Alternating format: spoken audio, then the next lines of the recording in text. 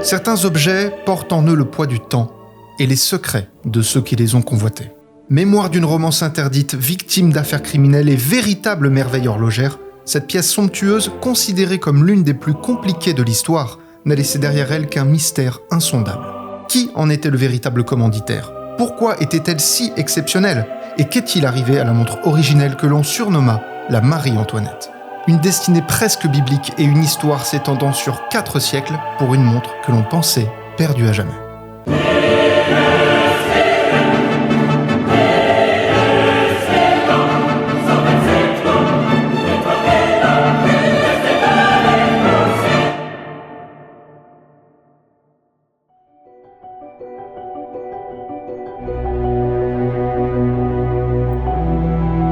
Nous sommes à la fin du XVIIIe siècle à Paris et à l'époque, aucun autre horloger n'est aussi demandé qu'Abraham Louis Breguet.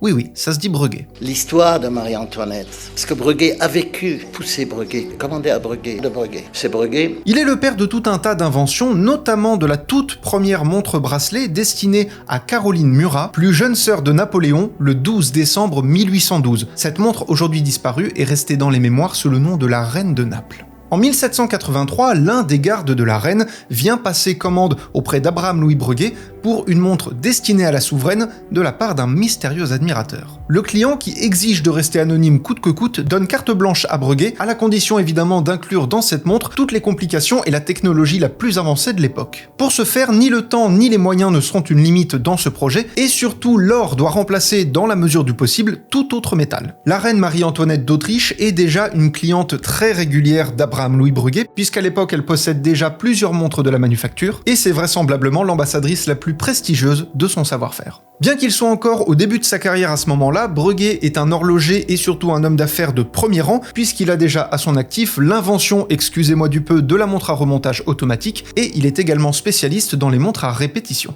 En d'autres termes, il est l'homme de la situation.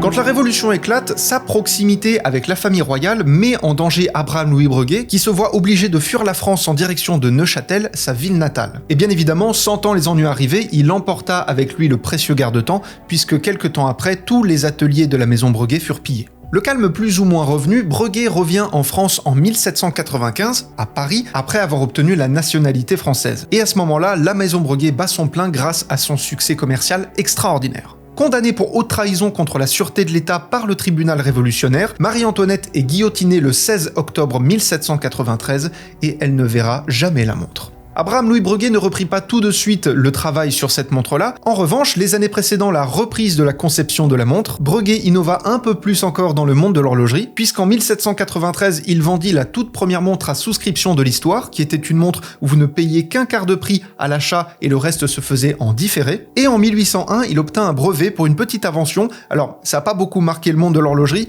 mais c'est le tourbillon. Je sais pas si vous connaissez. Petite invention, bien sûr. En 1809, il se décide enfin à reprendre le travail de la montre Marie-Antoinette, mais malheureusement, 5 ans après, en 1814, le travail doit de nouveau être interrompu alors que la montre est presque prête. C'est en août 1823 qu'Abraham se remettra une toute dernière fois à la tâche. Il est souffrant mais souhaiterait réellement pouvoir terminer son œuvre et il y consacrera le dernier mois de sa vie avant de s'éteindre le 17 septembre 1823. 4 ans plus tard, en 1827, l'équipe de Breguet, alors sous la direction du fils d'Abraham, Antoine Louis Breguet, achève enfin ce Graal de l'horlogerie. 44 ans après la commande initiale, 34 ans après la mort de la reine et 4 ans après la mort de son créateur, la montre est enfin terminée.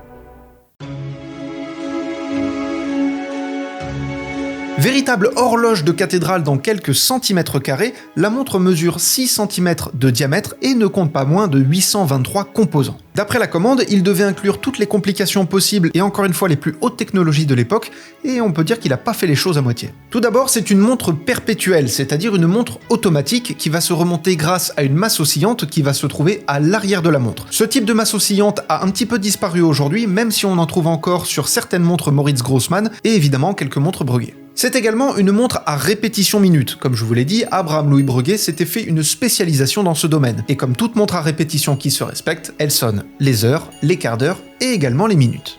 La montre compte également un calendrier perpétuel qui va vous permettre d'avoir la date, le jour et le mois, respectivement à 2 heures, 6 heures et 8 heures. À 10h, on va retrouver une équation du temps. Alors l'équation du temps, c'est ce qui permet de calculer la différence entre le temps solaire, donc le temps entre guillemets réel, et le temps civil que l'on utilise au quotidien. Et cette variation, due à l'inclinaison de la Terre, peut aller de plus 16 à moins 16 minutes. Donc pour le coup, au-delà d'une complication, c'est un outil véritablement utile, surtout à l'époque. Au centre, on va bien évidemment retrouver les heures qui sont sautantes, ainsi que les minutes, et on va également retrouver une grande seconde indépendante, donc qui ne va pas indiquer les secondes liées aux minutes et aux heures, mais qui peut être actionnée indépendamment, et c'est littéralement l'ancêtre du chronographe. La petite seconde se trouve bel et bien dans la montre, à 6h, aux côtés de l'indicateur du jour. Juste à côté de l'équation du temps, on va retrouver un indicateur de réserve de marche de 48 heures, et juste en face, un thermomètre bimétallique. La différence de température va déformer certaines parties métalliques, relativement sensibles, ce qui permettra de mesurer la température. Même si c'est quelque chose qui peut paraître relativement complexe, ce genre de petite complication, on peut la retrouver sur des montres modernes, comme par exemple une Mortima.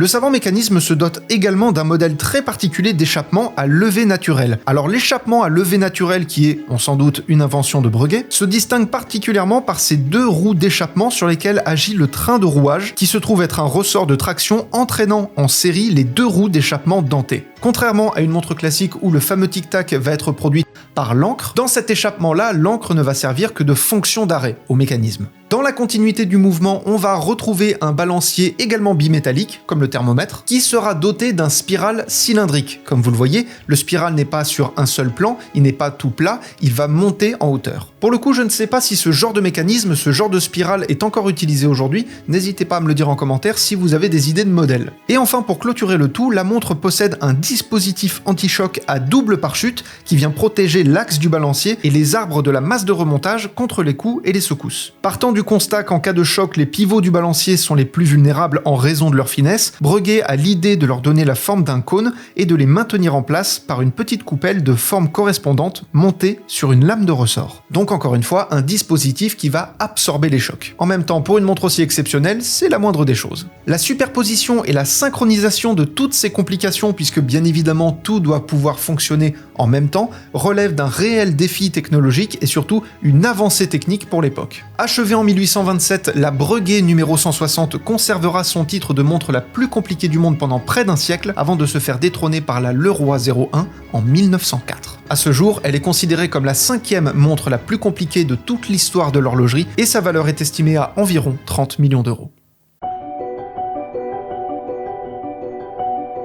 À partir de là, le reste de l'histoire aurait pu être très simple, voire même se terminer, mais il en a été autrement. Bien qu'aucune mention de vente n'ait été mentionnée dans les archives de Breguet, la montre a quitté la manufacture pour y revenir en 1838 puisqu'un certain marquis de la Groix venait la faire réviser. Il en était apparemment le propriétaire à l'époque, mais quand et combien l'avait-il acheté? L'avait-il réellement acheté? Breguet, qui l'a connu jeune, lui aurait-il offerte? Pour le coup, on n'a pas plus d'informations et ça reste aujourd'hui encore un mystère. Le marquis de la Groix, très âgé en 1838, est connu pour avoir été un serviteur de Marie-Antoinette dans sa jeunesse et pour avoir connu Abraham Louis Breguet avant la Révolution. Cependant, il ne reviendra jamais chercher la montre et surtout, il mourut sans héritier. À partir de là, la montre est restée dans son écrin pendant un demi-siècle dans la maison Breguet, jusqu'en 1887, date à laquelle elle fut vendue à un collectionneur anglais, Sir Spencer Brunton, avant de passer un peu plus tard entre les mains de son frère. Elle devint un peu plus tard la propriété de Monsieur Mark Murray, avant d'entrer dans la très prestigieuse collection de Sir David Salomons, qui possède alors plus de 130 montres Breguet. En 1925, à la mort de Salomons, c'est Vera, sa fille, qui va hériter de l'entièreté de ses collections, y compris de la montre Marie-Antoinette. Les années passent et Vera Salomons décide de fonder un musée d'art islamique en hommage à son ami et mentor le professeur Léo Arié Mayer, qui était un Israélien érudit en art islamique et qui particulièrement était recteur à l'université hébraïque de Jérusalem. Le musée ouvre ses portes en 1974 et Vera fait don de toutes ses collections d'art islamique